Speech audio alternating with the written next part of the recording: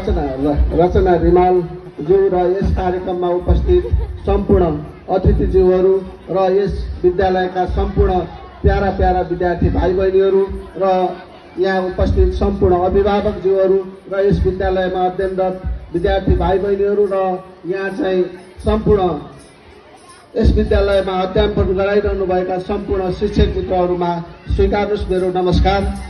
विशेष गरेर आज नोबेल एकाडेमीको यो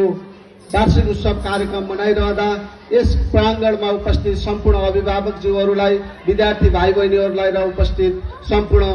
अतिथिज्यूहरूलाई विशेष धन्यवाद दिन चाहन्छु। आज नोबेल एकाडेमीले वार्षिक उत्सव मनाइरहँदा यस विद्यालयको हौसला बढाउनका लागि कलाकार र प्रमुख अतिथि यहाँ उपस्थित हुनुभएको छ। लगायत यस विद्यालयलाई यस स्तरमा पुर्याउनका लागि यहाँहरू सम्पूर्ण अभिभावकज्यूहरूको महत्त्वपूर्ण भूमिका रहेको कुरा पनि हामीले अवगत गरेका छौँ। यहाँ उपस्थित सम्पूर्ण अभिभावकज्यूहरू, तपाईहरूले आज यो विद्यालयले 16औं जुन वार्षिक उत्सव मनाइरहेको छ यसको श्रेय चाहिँ यहाँका अभिभावकज्यूहरूलाई दिन चाहन्छु। यस विद्यालयको सल्लाहकारका हैसियतले म यहाँहरूलाई के भन्न चाहन्छु भने यस विद्यालयको टिमलाई पनि म के भन्न चाहन्छु भने विद्यालयले आज हाम्रो कर्णाली प्रदेशमा जसरी यो विद्यार्थीलाई हौसला दिनका लागि कार्यक्रमहरू उत्साहजनक रूपमा चाहिँ राष्ट्रिय अन्तर्राष्ट्रिय लेभलका कलाकारहरूलाई बोलाएर यहाँ चाहिँ जुन यहाँ प्रस्तुति देखाउनु भएको छ, यो विद्यालयले अर्को सोच्नुपर्ने विषय के छ भने हाम्रा क्षेत्रमा भएका अभिभावकहरू हिजोको गुणस्तरीय शिक्षाको परिस्थिति 21औं शताब्दीमा आज हामी चाहिँ आइरहँदा चाहिँ हिजोको परिस्थितिले हिजो चाहिँ हामीले नेपालको शिक्षा नीति 2028 सालमा बुझिएको शिक्षा नीतिमा हामी आजसम्म चाहिँ त्यही विषयमा पठन पाठन गरिरहेका छौँ। त्यति बेला भएका शिक्षा नीतिहरूमा अध्यापन गराइरहेका छौँ र त्यति बेलाका पाठ्यक्रमहरूलाई हामीले अलिकति केही रूपमा परिमार्जित गरेर अगाडि बढेका छौँ भने हामीले चाहिँ आजको शताब्दीमा आजको परिस्थितिमा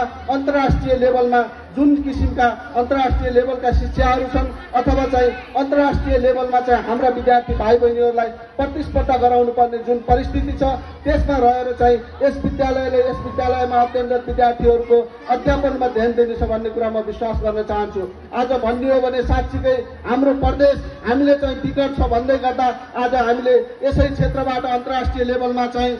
आफ्नो चाहिँ सुमधुर स्वरबाट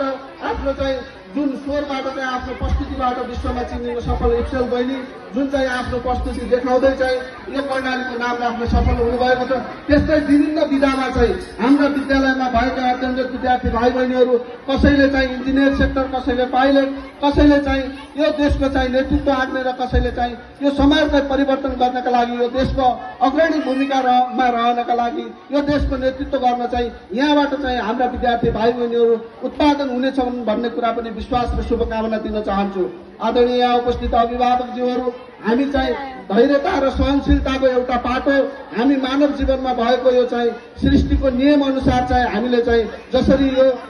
सृष्टिमा चाहिँ हामी चाहिँ जन्म भइसकेपछि हामीले चाहिँ आफ्नो जीवनयापन गर्ने क्रममा जसरी अनुशासित र जसरी यो जीवनमा सङ्घर्ष गरिरहेका छौँ, जसरी चाहिँ तपाईहरूले चाहिँ यो विद्यालयमा आफ्ना विद्यार्थीहरूलाई पठाएर सहयोग गर्नुभएको छ, आफ्ना विद्यार्थीहरूको फी तिर्दै गर्दा जुन आर्थिक रूपमा लगानी गर्नुभएको छ, अब समय यस्तो आएको छ अब अभिभावकले आर्थिक लगानी मात्र नभएर विद्यार्थीलाई समयको लगानी गर्नुपर्ने परिस्थिति रहेको छ। आज तपाईँहरूको आर्थिक लगानीले तपाईँहरूका छोराछोरीको पढाइको स्थिति के छ यो विद्यालयमा आएर बेला बेलामा तपाईँहरूले अनुगमन गर्ने, तपाईँहरूको अनुगमन भनेको आफ्ना विद्यार्थीलाई